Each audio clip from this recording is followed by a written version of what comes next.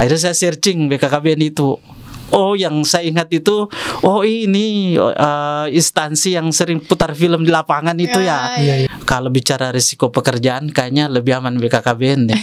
Nah, saya dilatih itu bukan mainnya 6 bulan, 6 bulan tanpa surat kabar.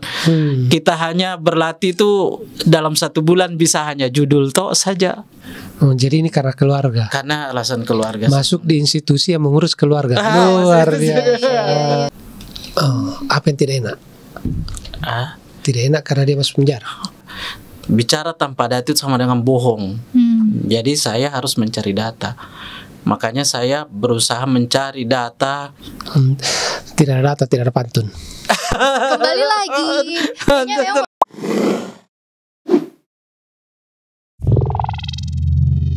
Saya ini bercita-cita jadi tukang insinyur sebetulnya. Teknik sipil. Anak IPA ini, anak IPA. Saya 2 kali mendaftar tapi tidak lolos. Jadi bukan rezeki. Saya akhirnya memantapkan diri di komunikasi. Kemudian orang tua melarang. Kenapa tuh? Saya itu sebetulnya protes ya. Orang tua saya kan perantau, berlayar ke sana kemari. Giliran anaknya dilarang kemana-mana. Alasannya kan anaknya sedikit. Saya cuma bersaudara 3 orang. Mungkin yang lainnya sekarang ada yang 11, ada yang 10, ada yang 6. Saya cuma bertiga. Jadi tidak bisa dikasih izin. Kemudian akhirnya saya mau sekolah itu cuma 1 kalau di Makassar, hanya di Unhas, tidak ada yang lain. Di kepalaku itu hanya Unhas. Jadi saya harus masuk Unhas, ambil jurusan komunikasi. Saya mungkin termasuk orang hati-hati ya. Sebelum mengambil jurusan itu saya pelajari dulu ini apa sih. Tidak langsung, banyak kan orang langsung masuk. Ya kalau sekarang berarti saya sudah punya perencanaan dari dulu sebetulnya ya. Jadi saya baca dulu ini komunikasi apa sih. Nah akhirnya saya masuk komunikasi dan menurut saya sangat relevan ya. Tidak pernah sampai hari ini menurut saya komunikasi itu sangat ilmu yang sangat fleksibel. Dia bisa menyesuaikan kapan saja, mau pengetahuan apa saja dan sebagainya ada di situ. Jadi saya putuskan di Unhas. Setelah itu menikah. Sebetulnya saya tidak ada niat sih mau pindah misalnya dari Makassar, karena memang dari dulu saya tidak pernah bercita-cita jadi PNS. Saya orang yang tidak pernah bercita-cita jadi PNS. Kalau dulu kan orang bilang PNS itu calon apa namanya? Calon mantu idaman. Saya tidak seperti itu. Saya sukanya kerja di swasta sebetulnya. Jadi waktu itu saya cuti, mertua saya kebetulan tinggal di sini. Saya jalan-jalan ke sini dan secara tidak sengaja istri saya buka Facebook waktu itu di 2010 bulan Agustus kok tidak salah. Buka Facebook, dia bilang, "Pak, ini ada penerimaan PNS." Saya bilang, "Di mana?" "Di BKKBN." BKKBN apa ya? Akhirnya saya searching BKKBN itu. Oh, yang saya ingat itu, oh ini instansi yang sering putar film di lapangan itu ya. Ya ada hayo-hayonya yang pakai mobil dan sebagainya kan, layar tancap dulu. Kalau dulu saya ingat sekali itu. Oh, itu yang ngurusi KB itu. Udah saya daftar. Waktu itu ada 2 jurusan sih pilihannya, antara penghubung antar lembaga atau hubungan masyarakat. Saya mungkin logikanya saya balik ya. Orang menghindari hubungan, orang berpendapat hubungan masyarakat pasti banyak peminatnya. Humas kan pasti banyak. Saya logikanya rubah, kalau banyak orang pasti menghindari humas, berarti saya harus masuk di situ. Cerdas. Jadi saya putar logikanya. Silakan, ternyata betul yang saya duga, banyak menghindar. Akhirnya saya masuk. Kemudian orang dari luar daerah itu dari provinsi di luar, dari Sulawesi Tengah maksud saya, rata-rata mengambil penghubung antar lembaga. Dan saya yang di humas, saya dengan mahasiswa-mahasiswa dari Untat, alumni Untat maksudnya. Cuma waktu itu kita BKKBN kan pakai akreditasi minimal B. Dan yang memenuhi persyaratan itu hanya saya ternyata. Iya, itu buat saya sangat istimewa karena saya mendaftar PNS, kemudian lulus berkas cuma saya, yang dites cuma saya di rumah masyarakat. Saya ikut tes itu orang mengatakan selamat, apanya yang selamat? Golden ticket. Iya, ibarat golden ticket itu saya tidak sangka-sangka, mungkin sudah jodohnya ya kali atau apa. Tiba-tiba dimudahkan seperti itu. Jadi saya ikut tes di humas itu cuma saya. Sendiri. Yang ramai dari provinsi lain itu justru di penghubungan antar lembaga. Seperti itu. Makanya saya pindah ke sini. Kalau kita hanya melihat Pak Eki sendiri kemudian lulus, oke lah standar itu. Tapi mereka 10 orang Pak 10 orang. 10 orang kini. Iya, 10 orang. 10 orang ini yang paling tinggi nilainya itu Pak Eki loh. Ya, begitu ya. Saya lupa kalau bukan saya Ira salah satunya. Intinya di 3 besar lah di antara. Kalau misal satu melawan kota kosong, oke lah menang bisa jadi satu. Tapi ini satu kan juga melawan yang lainnya walaupun beda jurusan. Ada standar nilai kan. Betul, ada itu standar nilai. bahwa masuk di 3 besar lah kalau begitu. Bayangkan itu satu. Yang kedua, bosku ini dulu lulus juga di KPU. Cerita dulu. Oh iya. Cerita dulu. Iya. Tapi bersamaan. Tidak. Dulu itu kan kita mendaftarkan bebas ya. Tapi hampir bersamaan lah ceritanya. Hanya di tahun yang sama. Di tahun yang sama, hanya selisih 1 minggu. Jadi waktu itu setelah saya tes di BKKBN, beberapa hari kemudian saya harus tes di KPU kan, karena saya mendaftar 2 instansi ini. Itu kan kita belum tahu saya diterima di BKKBN atau tidak. Ibaratnya saya coba saja semua apa yang bisa saya lakukan. Tebar jala. Iya, betul, tebar jala. Kalau di kita istilahnya kalau dulu pacaran tebar umpan. Kalau dia makan, ayo. Iya, sebar umpan di mana-mana. Iya, umpan di mana-mana. Itu Pak Eki, bukan Pak Eki. Oke. Jadi seperti itu. Kemudian 1 minggu berikutnya setelah tes itu muncul pengumuman BKKBN. Saya lulus. Saya mendaftar sampai selesai pemberkasan. Kemudian 1 minggu setelah itu muncul pengumuman lagi di KPU. Saya juga lolos. Jadi 2 tempat. Nah ini karena saya bingung ya mau ambil keputusan yang mana. Saya tanya-tanya teman. Kemudian saya pikir kalau bicara risiko pekerjaan kayaknya lebih aman BKKBN deh. Jadi akhirnya saya telepon waktu itu Ibu Rahmah yang subit apa sih kepegawaian Ibu Ama. Jadi saya pastikan, Bu, saya ini sudah pasti diterima di BKKBN karena ini kan belum keluar NIP dan sebagainya, tapi berkas sudah masuk. Dia bilang sudah pasti, berkasnya sudah di pusat, tinggal menunggu SK seperti itu. Jadi waktu itu saya harus memutuskan memilih salah satunya. Kemudian saya ke KPU, terus saya bilang saya harus mengundurkan diri. Karena rupanya kalau tidak mengundurkan waktu itu kena denda 30 juta kok tidak salah. 30 juta apa 20 juta saya lupa waktu itu dibilangi. Akhirnya saya mengundurkan diri di KPU. Saya memilih BKKBN.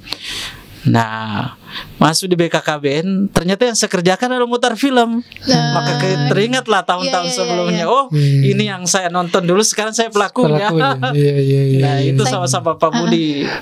Saya kira pas masuk BKKBN, aduh kenapa saya tidak masuk KPU? Seru lagi kalau putar film waktu itu. Dulu kan Mupen itu kan masih masih banyak. Gitu Surat-suratnya kalau lah ini masih waktu itu sendenya kita seumuran lah nih, sama-sama di BKKBN. Banyak permintaan pemutaran film, jangan salah. Dulu asli seru. Kayak sidulnya naik mobilannya. Iya. Dan kita punya gaya sendiri Pak. Iya. Terus sebelum pemutaran paginya itu atau sorenya itu kami keliling dulu, keliling-keliling di sekitaran situ, wilayah situ, halo pokoknya lama-lama capek kita ini, lalu saya ingat kenapa kita kepikiran toh, kenapa tidak merekam saja, sudah kita rekam suara baru putar, bunyi terus sampai ini keliling tebar pesona lagi. Nah itu seru loh itu buat saya untuk putar film, karena maksudnya sejarahnya itu tidak terputus. Saya pernah mengalami, kemudian ternyata jadi pelaku. Jadi kayak nyambung lah pengalamannya. Terus beliau juga ini pernah jadi wartawan. Iya. Cerita dulu. Aduh. Iya. Saya itu di komunikasi, saya kan ambil PR ya. Waktu itu pikiran saya ini lagi-lagi perencanaan. Kalau saya tidak berhasil jadi PR yang bagus, saya harus menjadi penulis. Makanya semua mata kuliah apa istilahnya tambahan itu semuanya jurnalistik, tidak ada yang lain. Nah, Jadi saya belajar jurnalistik memang. Begitu saya mendaftar di beberapa tempat, kelemahan saya waktu itu adalah selalu menolak pernyataan bersedia ditempatkan di seluruh wilayah Indonesia. Dan pasti saya menolak. Oke. Nah, jadi tidak pernah diterima di tempat lain. Nah, saya diterima waktu itu di media masih nomor 1 di Makassar, Harian Fajar di tahun 2003 ya. Kan saya selesai kuliah 2003. Lani masih kecil kali ya. Iya. SMP KSD. Saya 2003 diterima di Harian Fajar. Waktu itu pemimpin pasar ya untuk Harian Fajar. Dan disitulah pertama kali, oh ternyata bekerja di media itu seru ya. Kemudian ada tantangannya itu kalau menemui narasumber. Kemudian di tahun itu juga 2003, hanya beda bulan di akhir tahun, ada tawaran media baru namanya Tribun Timur, grupnya KKG, kelompok Kompas Gramedia. Iya. Kemudian saya memutuskan pindah. Sebetulnya secara etika sih mungkin tidak etis ya, tapi saya tidak langsung melarikan diri. Saya pamit dengan baik-baik di Harian Fajar, pindah ke Tribun Timur menerima tantangan baru. Sementara Tribun Timur ini ingin merebut potensi pasarnya Harian Fajar kan, otomatis harus energinya harus 2 kali lipat mengalahkan pemilik pasar ini. Nah, saya dilatih itu bukan mainnya 6 bulan tanpa surat kabar. Kita hanya berlatih itu dalam 1 bulan bisa hanya judul toh saja. Luar biasa. Bulan berikutnya mungkin hanya leadnya saja. Jadi bertahap seperti itu. Kemudian setiap hari itu kita harus meliput praktek dan kita tidak punya koran. Wah, ini tantangannya luar biasa. Menemui sumber, karena harus ditentukan, sumbernya sudah ditentukan. Ini kalian harus temui. Ya, susah juga itu. Susah. Jadi kita menjanjikan ini koran baru, belum terbit, tapi nanti beritanya kami update untuk diterbitkan ketika sudah terbit. 6 bulan loh itu meliput tanpa koran. Ada yang tidak terima, Pak? Ada langsung, beberapa, ada yang teman saya malah dibilangin nanti datang ke sini kalau korannya sudah terbit. Seperti itu, sampai segitunya ada yang seperti itu. Karena kalau narasumber yang baik-baik tidak, dia tetap melayani. Biasanya kita kan print out seperti ini konsep beritanya, kita perlihatkan, tapi belum terbit. Ya, nanti setelah 6 bulan baru kemudian terbit. Di Tribun Timur. Tribun Timur itu gabungan wartawannya dari berbagai media. Ada yang dari majalah dan sebagainya, kemudian digodok menjadi satu tim. Dan saya pikir itu satu fenomena yang paling bagus di Makassar waktu itu ya, membuat persaingan lebih ketat waktu itu. Karena dia muncul dengan format baru, kita istilahkan ciri khasnya itu adalah isi reading ya. Jadi kita menulis itu memang bahasa-bahasa yang mudah dimengerti Pak, pendek, kemudian tidak menggunakan bahasa-bahasa yang bahasa-bahasa masyarakat lah kayak begitu. Begitu orang baca, langsung mudah dicerna. Jadi tidak berkerut keningnya untuk mengerti ini bahasanya. Kemudian kita batasi, saya redaktur itu saya mengingatkan jangan lebih dari 7 paragraf. Jadi pendek kan beritanya. Kemudian ada namanya P2P, point to point. Jadi kalau ada yang sisa dari itu dibuatkan poin-poin di samping kiri kanannya. Kemudian kita dikenalkan dengan program multi angel. Jadi saya wawancara Pak Budi itu bisa lahir 3 atau 4 berita. Tanpa Pak Budi sadari, tinggal saya mengarahkan pertanyaan apa yang saya mau. Jadi tapi saya sudah rencanakan bahwa ini yang saya mau tahu. Jadi sudut pandang mana. Iya, betul. Itu yang diajarkan ke kita. Nah, itu yang media sebelumnya belum ada. Jadi memang format benar-benar baru dan ternyata orang menyukai itu. Makanya Tribun itu tidak butuh waktu lama untuk menjadi pemimpin pasar di Makassar waktu itu. Berarti sebelum, kalau misalnya kita mau wawancarai seseorang, Pak Eki itu sudah survei dulu orangnya, atau memang ada kayak sudah di setiap mau ketemu orang itu udah ada nih pertanyaan pamungkasnya Pak Eki yang yang Pak Eki tanyakan gitu setiap ketemu dengan narasumber atau bagaimana? Iya, jadi ada kayak ini perencanaan liputan namanya. Kan, jadi punya perencanaan liputan. Kalau di Tribun itu sudah terformat. Jadi hari besok itu kita mau terbit apa itu sudah dibicarakan semua, masing-masing di desk-nya. Misalnya ekonomi, headline-nya apa. Jadi sudah ditentukan. Ya mau di narasumbernya sudah ditentukan, dibagi-bagi. Misalnya saya dapat narasumber apa dan apa. Kemudian setelah itu kita buat daftar pertanyaannya. Nanti dalam prosesnya kalau misalnya ada lagi yang mau ditanyakan dari pertanyaan itu kita lanjutkan. Jadi semakin dikejar sampai selesai. Jadi memang perencanaannya harus kuat memang. Matang. Kita tidak turun dalam keadaan kosong ya, karena nanti bingung ini mau tanya apa ya. Jadi sudah ditentukan. Jadi kita turun itu sudah punya format, oh beritanya akan seperti ini jadinya. Kalau misalnya pada saat itu tiba-tiba katakanlah misalnya ada kenaikan BBM, biasanya kan diumumkan tengah malam. Itu bisa berubah. Itu disitulah kepemimpinan yang menentukan. Kadang-kadang kita yang tadinya direncanakan A berubah jadi plan B misalnya. Itu harus cepat. Jadi saat itu bisa berubah dan rata-rata pimpinan kita itu sudah punya konsep ini yang harus dilakukan. Itu yang di Tribun Timur, dan menurut saya asik loh itu jadi jurnalis. Asik, apalagi kalau dibawa ke luar negeri, Pak. Ya. Pernah. Ya, saya alhamdulillah sudah merasakan pergi ke luar negeri. Itulah hebatnya jurnalis. Dan cuman saya memutuskan PNS itu karena kenapa tuh? Penasaran. Tadinya tidak mau jadi. Betul. Posisi sudah ada, karena saya tahu saya waktu ini posisi sudah ada. Di Tribun kemudian gaji tinggi. Pemret. Saya belum sampai baru asisten redaktur ekonomi.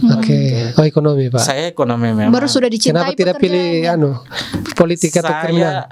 Saya pernah di kriminal, mungkin karena dianggap tidak cocok ya. Lebih cocok di ekonomi. Orang baik.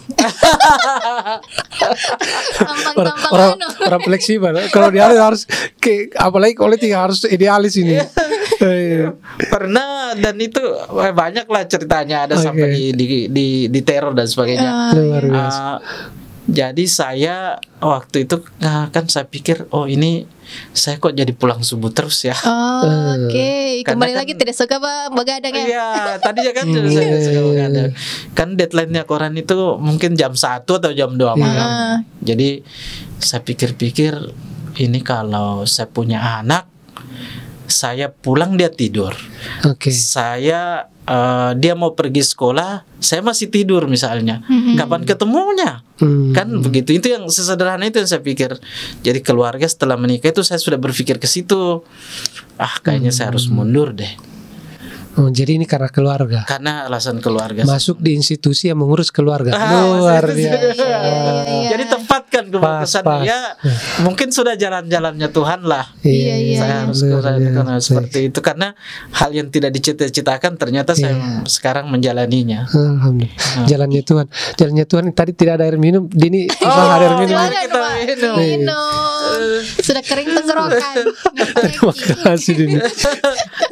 Terima kasih Adri. Jadi itu ceritanya. Tapi asik loh. Saya tuh biasa anak kalau masih single lebih baik jadi jurnalis. Iya. Tapi kalau pas jadi wartawan, pengalaman paling tidak enak Pak Eki apa sih? Pernah diteror tadi atau apa? Kalau itu yang paling tidak enak sih. Iya. Jadi waktu itu saya buat berita mengenai korupsi. Saya tidak perlu sebutkan ya orangnya, kemudian daerahnya. Ujung-ujungnya pejabat itu masuk penjara. Apa yang tidak enak? Tidak enak karena dia masuk penjara. Iya, perasaan saya ya sebagai jurnalis, sebagai rasa manusia saya itu saya merasa bersalah sih. Karena tulisan Bapak. Karena tulisan itu walaupun saya juga yang, karena itu bukan satu-satunya barangkali. Bukan saya satu-satunya, karena kan ada yang melanjutkan kan di des itu. Oh, berarti pertama kali. Saya yang angkat beberapa kali, berapa edisi, dan itu terlalu sering. Kemudian dipanggil, berusaha didekati lah supaya direm-rem beritanya. Kemudian waktu itu mulai kurang kondusif karena di saat ada berita saya mengenai kriminal juga. Dan saya menyebutkan beberapa di berita itu, saya menyebutkan nama-nama orang yang diduga terlibat ya. Dan itu tanpa inisial. Iya, tanpa inisial, langsung nama. Luar biasa. Tapi itu kan hasil wawancara. Melati. Saya hasil wawancara kan dia sebutkan. Kemudian saya cross check. Berita itu kan harus berimbang. Kalau misalnya Pak Budi dituduh, maka saya harus wawancarai Pak Budi. Bagaimanapun caranya harus ada pernyataannya. Jadi seperti itu. Kemudian terornya sebenarnya tidak terlalu ini ya, tidak terlalu ekstrim. Dia cuma begini. Kalau sore dia menelpon, ada yang menelpon, kita tidak tahu. Besok korannya terbit, beritanya apa ya? Oke. Nah, pagi muncul lagi, hari ini headline-nya apa ya? Dan itu rutin, setiap sore dan setiap pagi. Nomor yang sama, Pak? Belum kita tahu karena pakai telepon kantor kan. Iya. Dia mencari siapa yang menulis berita misalnya. Nah itu juga pentingnya kenapa harus inisial di penulis. Iya. Sebenarnya langsung tidak ketahuan orangnya. Oh ternyata risikonya seperti itu. Tidak nyaman juga ya. Akhirnya saya lapor, kemudian saya dipindahkan di tempat lain. Jadi saya tidak mengurusi, tapi ujungnya orangnya masuk penjara. Sudah keluar sekarang, Pak Di? Sudah. Bapak sudah minta maaf. Tidak sempat minta maaf. Kesalahannya juga. Saya tidak minta maaf kan saya sudah keluar dan sudah di Palu sih, jadi tidak sempat ketemu. Tapi ya itu tadi saya kayak merasa bersalah sih, karena membuat orang jadi susah. Tapi ya itu adalah konsekuensi yang pekerjaannya kan. Itu yang paling tidak enak. Tapi enaknya lebih banyak lah nih dibanding tidak enak. Ekonomi. Enaknya ketemu orang-orang baru, orang-orang penting, minimal akses jaringan. Yang paling saya banggakan itu pernah wawancarai Presiden Direktur Astra Daihatsu Motor. Ada sahamnya, Pak?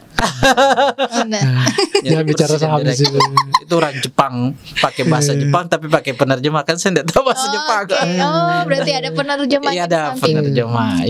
Itu yang paling berkesan buat saya karena dia eksklusif, cuman saya yang diundang. Iya. Oke. Kalau semua orang diundang itu biasa. Iya. Tapi yang diundang cuman saya. Dan apa maksudnya ini? Sendiri itu hanya di tribun Pak? Iya. Di tribun timurnya tok yang diundang atau individu saya orang? Secara personal saya tinggal melapor bahwa saya dia dapat undang wawancara khusus dengan Presdirektur Astra Daihatsu Motor. Nah, itu. Apa yang seru di situ, Pak? Selain saya itu tadi. Dari wawancara itu kemudian di tahun berikutnya saya ditawari ke Tokyo Motor Show di Jepang. Wih, mantap. Tidak lah. Ya ini ada ceritanya ya. Iya. Jadi saya itu termasuk orang yang bukan suka memotong jalan ya. Oke. Jadi saya tetap ikuti SOP. Saya pertama kali ditawari ke luar negeri Tokyo Motor Show itu. Kalau saya mau secara personal saya bisa membatalkan. Saya tinggal bilang sama orang Daihatsu, tidak usah ada yang berangkat karena bukan saya. Karena mereka tidak tahu juga. Tidak tahu kan. Karena yang berbicara, dia bicara langsung, orang Daihatsunya kan bicara ke saya kan. Nah, tapi saya bilang tidak. Suratnya harus masuk ke kantor, entah nanti siapa yang diutus. Kalau saya alhamdulillah, kalau pimpinanku ya apa boleh buat, kan sudah begitu prosedurnya. Jadi yang berangkat siapa? Yang berangkat pemimpin redaksi saya waktu itu. Terus waktu pulang dia minta maaf? Oh enggak, tidak. Oke. Karena ada aturan tidak tertulis Pak. Kalau isunya Bali plus luar negeri itu harus pimpinan. Jadi sudah digaris ya Bali plus luar negeri. Karena Bali itu dianggap istimewa kan. Kesepakatan tidak tertulis. Iya, jadi saya tahu. Jadi saya pimpinan saya. Kemudian yang kedua dapat tawaran ke Singapura. Ketemu Valentino Rossi. Iya. Nah, Valentino Rossi itu diundang dari Yamaha. Di skip juga. Jadi pimpinan saya yang berangkat. Kalau ini lebih tinggi lagi yang berangkat. Ini yang kedua kali. Ini apakah ketiga kalinya bisa saya dapat ya? Kemudian ternyata betul yang ketiga kalinya itu dapat tawaran dari Suzuki. Oke. Suzuki itu 3 negara langsung, Singapura, Malaysia sama Thailand. Jadi 3 negara. Terus itu inputnya kan ke saya tetap melalui SOP. Mungkin pimpinan saya melihat ini orang kok sudah 2 kali ya. Ini ketiga kalinya. Ketiga kalinya. Saya salin. Ini ketiga kalinya, kayaknya lebih baik saya berikan ya. Nah, waktu itu tawarannya mau ke 3 negara itu atau mau ke Bali. Gara-gara itu saya tidak pernah ke Bali sampai sekarang. Nanti insya Allah. Ada momen di Bali. Itu biasa bukan bapak lagi nih nanti ini. Jadi ternyata hasil rapat di pimpinan saya diputuskan berangkat. Jadi itulah prestasi saya yang tertinggi yang pernah saya capai. Di beberapa lomba saya sering menang, tapi ini yang paling tinggi yang pernah saya capai. Oh, ini lomba, Pak? Bukan lomba kalau yang ini, lebih pada apresiasi ke wartawan atau ke media. Jadi waktu itu dia harus, karena ada beberapa media ya, entah atas dasar apa kemudian Suzuki memutuskan bahwa wartawan Tribun Timur yang harus berangkat.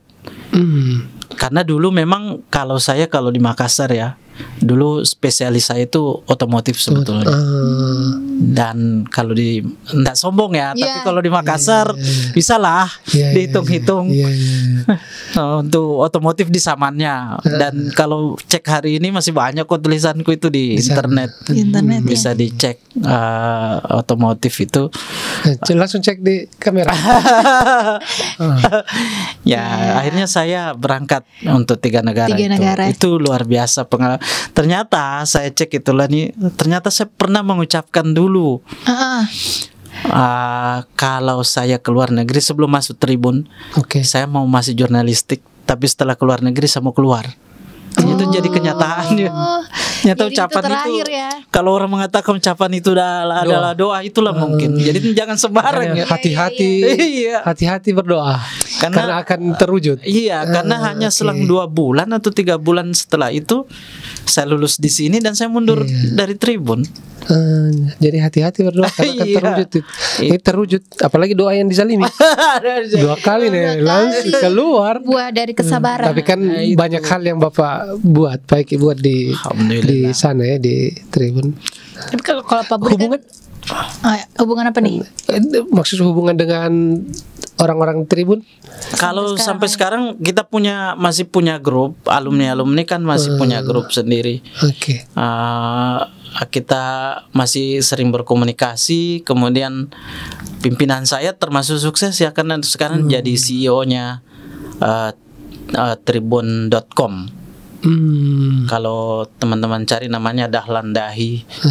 Apa pembeda Kompas dengan Tribun ini, Pak? Garis anunya. Karena kan sama-sama media. Sama-sama, betul. Kalau Kompas itu kan dia bergeraknya secara nasional ya. Jadi maka dibukalah itu waktu itu namanya kalau di Makassar Tribun Makassar ya. Tribun Timur. Tribun Timur. Kemudian belakang kan berkembang ada Tribun Manado dan sebagainya. Tribun Palu. Itu memang dia menggarap daerah-daerah. Menurut saya mungkin seperti itu. Jadi ingin menggarap juga pasar lokal istilahnya. Jadi dia khusus bergerak di isu-isu lokal. Kalau Kompas kan ya isu nasional dan internasional. Ya, tapi kan pimpinan selalu mengatakan kita tidak sedang membuat Kompas, kita sedang membuat Tribun Timur. Maksudnya jangan membuat sesuatu yang sudah ada, buat sesuatu yang beda. Itu tujuannya supaya kita punya positioning di pasar. Tapi kalau kayak gaya-gaya tulisannya atau rubrik-rubriknya di dalam sama atau bagaimana? Beda sekali, banyak sekali bedanya. Yang dari judul saja sangat beda. Kompas itu sangat umum kan, tidak ada yang istilah provokatif lah begitu. Provokatif tidak ada. Nah, kalau di kita itu kadang-kadang ada provokatifnya. Diajarkan untuk itu. Perhatian dulu, caper dulu.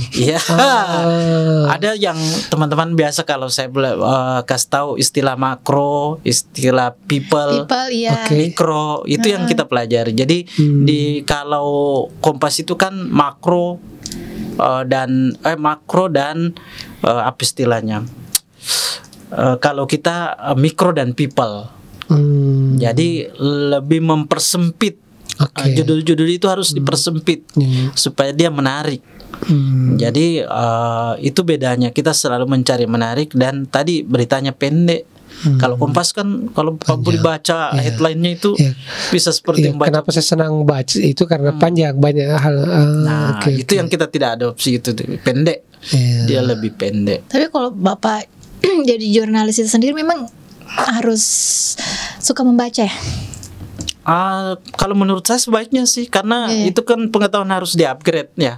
Jangan sampai kita ketinggalan, malah berita-berita terbaru itu kita harus tahu. Tiba-tiba itu lapangan membaca berita ya. Iya, baca berita harus rajin. Kemudian untuk memperkaya kemampuan kata-kata itu kan harus banyak membaca. Mungkin ada istilah-istilah. Kadang-kadang kan kita perkenalkan istilah baru. Kadang-kadang bahasa lokal diserap, kan itu seru juga kalau jadi judul. Iya, saya belajar istilah-istilah itu dari media kebanyakan. Istilah petahana, istilah apa lagi, atau tengkes untuk stunting. Itu saya belajar dari Kompas itu. Pertama kali saya dapat di Kompas malah. Itu enaknya. Kadang-kadang kita mempopulerkan bahasa baru, ternyata booming. Itu seru. Iya. Kayak begitu. Nah, untuk mempertahankan keterampilan itu kan Pak Eki sudah lama nih tidak di media lagi. Betul. Nah, sudah di PNS. Kira-kira mempertajam tulisan supaya masih tetap skillnya masih seperti yang dulu.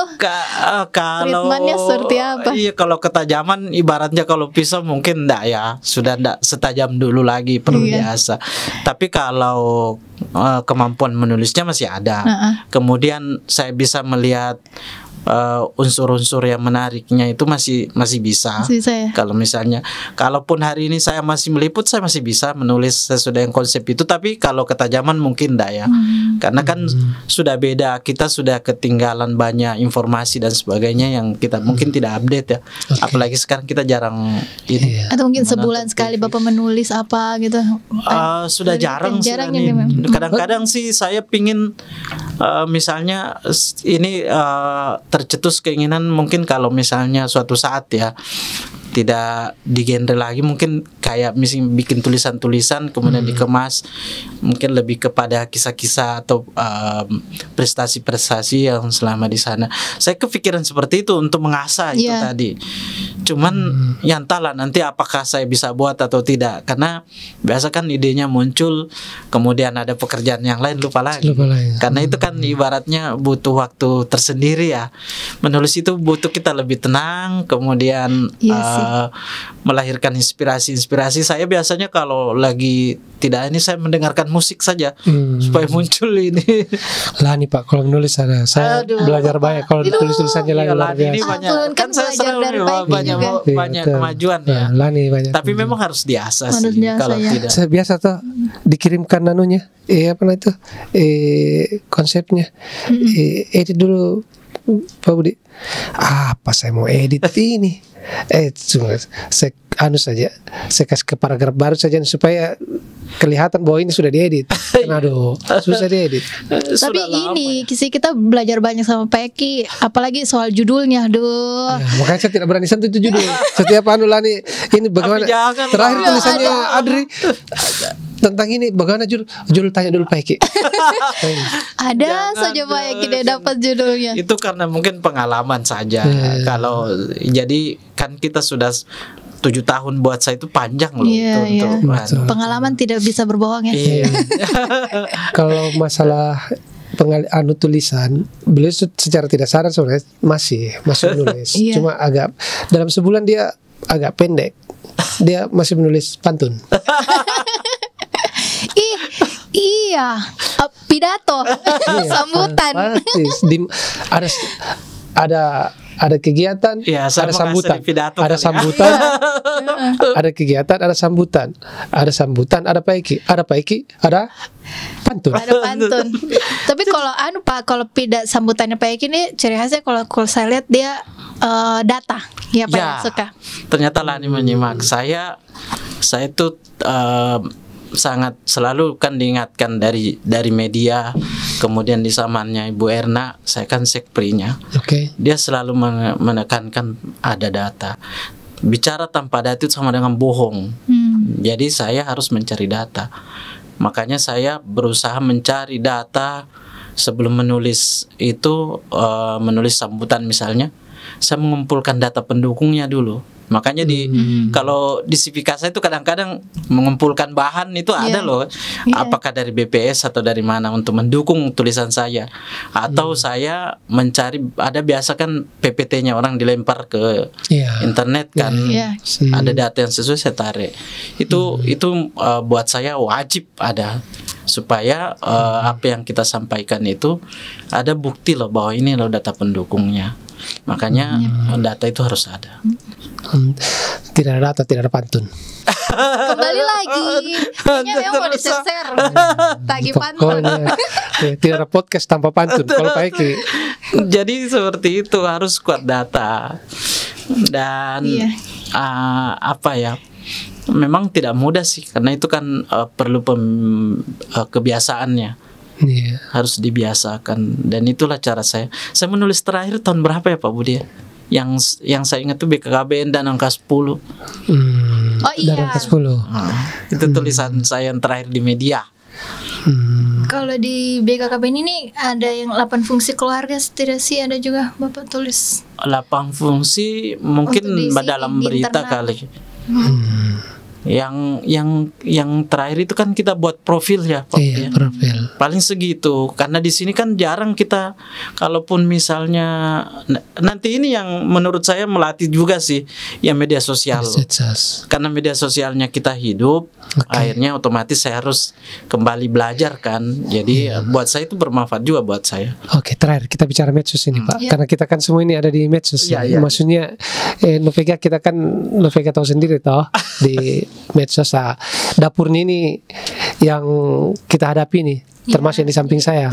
Judul-judul berita itu dari. Jadi kalau agak provokatif sudah baik itu. Medsos ini Pak, apa kekurangannya di media sosialnya kita? Apa yang harus ditingkatkan? Entah ya, kalau secara umum ya, mungkin saya kita ndak bicara kualitas ya kali ya. Atau kalau misalnya pun kualitas, masih banyak yang harus kita perbaiki. Misalnya kelemahannya kita itu karena kan kita ndak mau wawancara ya. Jadi mungkin ada sesuatu statement yang menurut kita menarik, tapi tidak kuat, kan ndak mungkin kita angkat. Nah, kita bukan jurnalistik murni. Lebih pada hanya memberikan informasi saja, tidak bukan memberikan kritik sosial, bukan dan sebagainya. Yang mungkin kita yang pertama itu mengenai frekuensi kali ya. Jumlah postingan kita yang menurut saya tidak terlalu banyak. Pada idealnya itu, kalau di media itu idealnya kan paling tidak 3 berita satu hari satu orang. Itu di media. Kita ini mungkin satu hari satu orang itu mungkin sudah banyak, sudah hebat itu. Dan jarang ya, atau malah tidak pernah mungkin di antara pengelola medsosnya kita satu orang satu berita satu hari. Mungkin tidak ada, mungkin ya. Saya berkesimpulan seperti itu karena kita belum lihat. Nah, itu yang belum jalan mungkin. Pertama adalah volumenya ya, atau frekuensi beritanya yang belum semasif itu. Kemudian teman-teman itu lebih pada masih tetap, saya lihat perhatikan beritanya masih seremoni semua, lebih banyak ya. Hanya sesekali yang memperkuat tulisan-tulisannya itu dengan data yang kami sebut background misalnya. Kayak teman-teman misalnya menulis Kampung KB kan alangkah bagusnya kalau misalnya dia taruh di belakang, di ujung beritanya itu bahwa kita punya sekian kampung KB. Kalau lokasinya di Palu, ada berapa kampung KB sih di Palu? Misalnya ditaruh data lagi.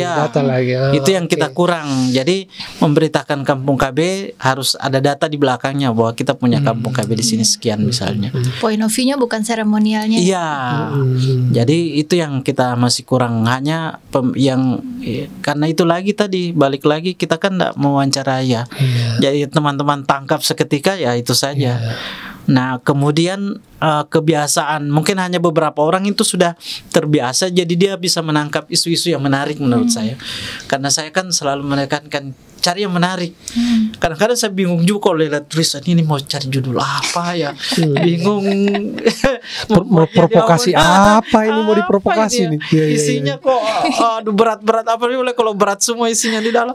Aduh, membuat menariknya tuh berpikir juga saya misalnya seperti itu. Betul. Itu yang jadi teman-teman itu mungkin harus berpikir menyederhanakan yang susah itu disederhanakan. Misalnya kalau bahasa kontrasepsi kita jadikan jadi bahasa masyarakat misalnya. Itu juga yang kita harus perbaiki. Jadi kita jangan berbahasa versi kita, tapi versi pembacanya kita, supaya bisa mereka ikuti. Kalau kita kan kita mengerti istilah-istilah, mereka mungkin tidak paham. Jadi harus itu tadi yang kita harus jelaskan kepada masyarakat, pembaca kita. Iya, karena teman-teman ini kan yang pertama background keilmuan bukan macam-macam ya. Ya. Kemudian yang kedua ini mereka punya pekerjaan ini juga. Iya, bukan pekerjaan utama Pak. Ya, intinya tambahan. Kemudian kita juga belum pernah melihat segmentasi kita itu siapa sih sebetulnya. Ya, itu yang perlu. Jadi kalau misalnya kita sudah tahu, berarti beritanya kita harus seputar itu. Apapun, katakanlah pembaca kita misalnya wanita semua yang paling banyak ya, katakanlah. Berarti semua berita kita itu sebaiknya ada nuansa-nuansa yang terkait dengan perempuan, apakah di judul atau di lead. Sebaiknya seperti itu. Ini berarti supaya identik Pak ya. Iya. Begitu lihat ini medsosnya BKKB ini. Itu yang sama. Jadi kita ini warnanya BKKB ini. Kita punya pembeda. Iya. Yang kan kita sudah kemarin Lani ada gagasannya Lani itu di paragraf sebelum tulisan pembuka itu apa sih dulu? Itu jadi satu ciri khas dia buat. Saya lupa Lani. Apa itu? Ada misalnya sebelum menulis ada di depannya. Apakah BKKB? Oh, BKKBN nama BKKBN ya. Iya. Nama instansi. BKKBN baru garis datar paragraf pertama. Itu pembeda. Bisa jadi pembeda buat dia, begitu dia buka orang BKKBN. Atau kenapa ini Pak? Misal teman-teman kan Bapak di jurnalis lalu buat diajarkan teman-teman untuk dibuat kesepakatan semuanya untuk buat gaya tulisan yang sama. Oh jangan, tidak bagus. Kalau format mungkin boleh, tapi kalau gaya jangan. Supaya berwarna. Nanti kalau monoton loh kalau sama. Enak kan kalau semua beda cara-cara. Oh kalau si Anu ini, oh gaya menulisnya ini. Kalau misalnya Lani, oh pasti tulisannya Lani. Kan seru kalau begitu. Oh ini tulisannya Pak Budi misalnya. Oh ini tulisannya Pak Eki. Supaya karakter masing-masing Pak ya keluar. Itu yang kita harapkan. Kalau sama kan tidak seru. Ibarat makanan jadinya hambar semua. Rasanya kok sama, asin semua atau asam semua. Harus nano-nano. Waduh sebut merek saya. Bapak. Ini juga kita tidak sebut mineral. Tapi pertanyaannya Pak Budi yang adalah Pak Budi tanya, ini apa sih pas kita virtual dengan pusat, maksudnya Pak Sancoy ini apa ya? Jangan sudut pandang seremonial, kayaknya sudah terjawab. Iya, sudah terjawab itu ya. Ya kita mulai harus ke depannya sih mungkin Pak. Memang susah loh, di media saja itu butuh waktu untuk merubah berita seremonial itu menjadi berita biasa. Iya, Dulu kita itu punya beberapa tahun baru bisa mengubah. Jadi seremonialnya itu hanya disebut misalnya pertemuan apa, tapi di beritanya itu bukan dari situ. Jadi point of view-nya harus ini.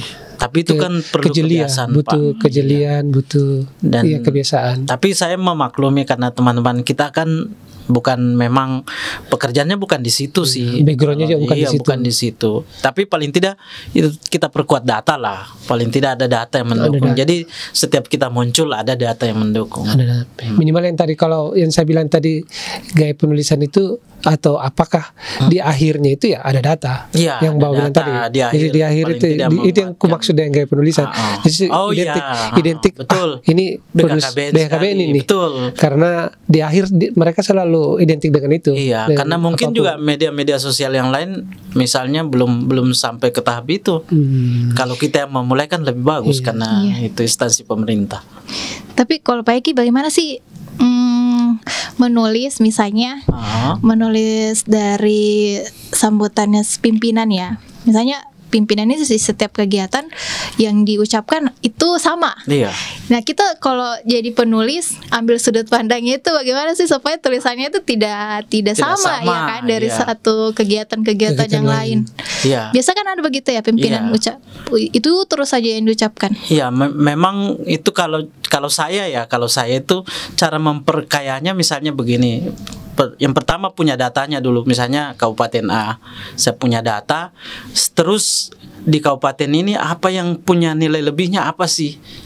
Karena bagaimanapun kan kadang-kadang itu suatu daerah kalau ada prestasi atau ada pujian mereka suka. Okay. Nah kita cari itu, oh ini ciri khasnya seperti ini, ini kekurangannya daerah ini kelebihannya ini. Nah dari situ kita ramu pasti beda isinya, karena datanya sudah berbeda, kelebihan kekurangannya sudah berbeda. Mungkin ada beberapa sisi yang harus sama ya, misalnya kalau di genre itu saya harus selalu memesankan misalnya transisi kehidupan, 5 transisi kehidupan. Itu kalau saya harus ada di sambutan saya, karena itu kan selalu harus diingatkan terus remaja, bahwa ini loh yang harus kalian jalani yang 5 ini. Kalau ini 5 berarti perencanaannya berhasil. Nah, yang lain-lainnya itu saya usahakan beda. Itu begitu cara saya. Jadi akan beda. Kemudian konteks sambutannya apa? Jangan, kita harus lihat kalau misalnya saya itu akan berbeda sambutan kalau misalnya pemilihan duta dengan pertemuan biasa, itu beda. Pasti beda sambutannya. Itu yang harus kita lakukan. Kalau tidak punya bahan dasar ya susah, pasti sama, karena mikirnya daripada capek-capek ini saja diambil copy paste. Nah itu begitu cara saya. Luar biasa, menarik. Iya. Sebenarnya kita mau cerita stuntingnya, tapi sudah 1 jam lebih ini belum jadi sudah lah, karena stunting kan sudah biasa kita bahas. Kita coba Masya, bagaimana Dini? Oh pantun lagi, luar biasa. Ya. Kita akhiri dengan pantun. Kayaknya mana? Iya ya, ditutup pantun. Aduh, pantun apa saya cari dulu ya. Saya tidak punya pantun kayak. Saya tidak punya gagasan. Pantun penutup ya. Pantun penutup. Apa itu ya? Pakai data. Pakai data dulu. Ini susah pakai data. Maksudnya cari dulu ya. Koleksi pantun. Yes. Paket datanya Bapak adakah? Ada. Oh ada. Oh iya, itu maksudku. Ini susah, ini saya dikasih podcast harus pantun. Ikan lele. Iya. Ikan lele. Minum dulu supaya saya dapat inspirasi. Tapi semoga, kalau kan tadi sebelum keluar dari media Pak Eki pernah berucap, oh kalau saya sudah keluar negeri saya akan keluar dari media.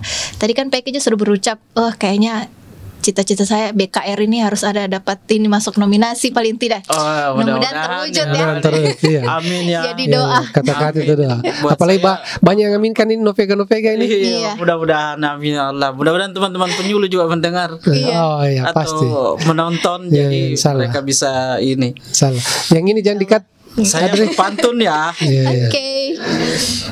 Saya sudah dapat. Kamera. Contekan. Iya. Saya tidak bisa langsung berpikir seperti cerdiknya Pak Budi dengan Lani. Cewek cantik menjadi biduan. Cakep. Bingung sejenak cari musik. Cakep. Selamat menonton podcast para tuan dan puan. Semoga podcast ini berjalan lancar dan semakin asik. Amin ya Allah. Luar biasa. Ini. Akhirnya kita penuh pantun ya di podcast episode kali ini. Oke. Masih ada lagi Pak Budi? Lani makan ikan lele. Masih bersama. Iya. Tuh, saya apa ya tadi? Oke. Lani makan ikan lele. Pak Eki mantap le. Bagus dia sekilas ya. Cepat sekali. Lani. Pantun. Yang tadi ubur-ubur ikan mas. Iya. Pak Eki the best. Iya. Terima kasih ya Mas. Ini. Oke. Sudah kita akhiri ya Pak. Nanti Pak Budi ada lagi pantun. Oke. Ya, saya juga pusing mencari-contekan nanti. Terima kasih Pak Eki. Terima kasih banyak Pak Eki Pasakirang. Iya. Atau statement inilah penutup pesan-pesan gitu Pak. Untuk kanu ini atau anunya Bapak terhadap BKKB MPC khususnya. Iya. Oh iya. Apa nih pesan-pesan podcast atau apa? Anunya pandangannya Bapak MPC ke depan ini bagaimana? Oh MPC, oke. Ya, saya salah satu yang membuat satu kebanggaannya karena BKKBN punya podcast dan itu dipelopori oleh MPC.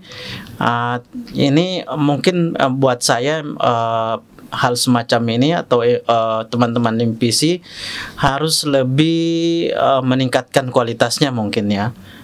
Mungkin sudah kita teman-teman yang punya mitra, saya berharap yang bisa diajak untuk ikut kegiatan di sini, kita jelaskan saja bahwa kegiatan ini lebih pada mengedukasi. Kami tidak sedang mencari misalnya keuntungan dari kegiatan-kegiatan MPC, tapi lebih pada mencerdaskan untuk mengedukasi masyarakat. Edukasi, betul. Terima kasih. Pantun itu Pak? Bukan. Pantun. Oke. Yep, terima kasih banyak kita ucapkan kepada Pak Eki yang sudah hadir di podcast. Akhirnya bisa terwujud juga jadi narasumber sini ya Pak ya. Utang saya lama, itu, Pak, sudah lama. Utangku itu. Sudah lama sebenarnya ini terjadwal, akhirnya bisa juga terwujud. Terima kasih sekali lagi Pak Eki. Dan akhirnya kita tiba di penghujung acara. Pak Budi, ada yang ingin disampaikan lagi atau Pak Budi mau menutup? Ikan sudah. Jangan ajakku berpikir lagi lebih keras. Oke, kita selesaikan podcast ini. Terima kasih itu tadi perbincangan kita ya. Banyak sekali informasi-informasi baru terkait dengan remaja genre dan juga BKR. Bahkan kita sudah mengulik dari pekerjaan sebelumnya Pak Eki ya, bagaimana beliau sebagai jurnalis.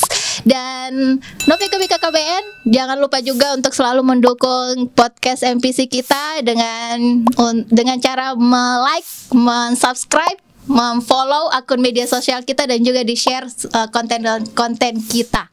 Ya, dan itu saja. Terima kasih, sampai jumpa lagi di podcast MPC berikutnya. Salam BKKBN. Berencana itu keren. Oh, gini-gini. Terima kasih banyak. Gini-gini. Thank you banyak Denny.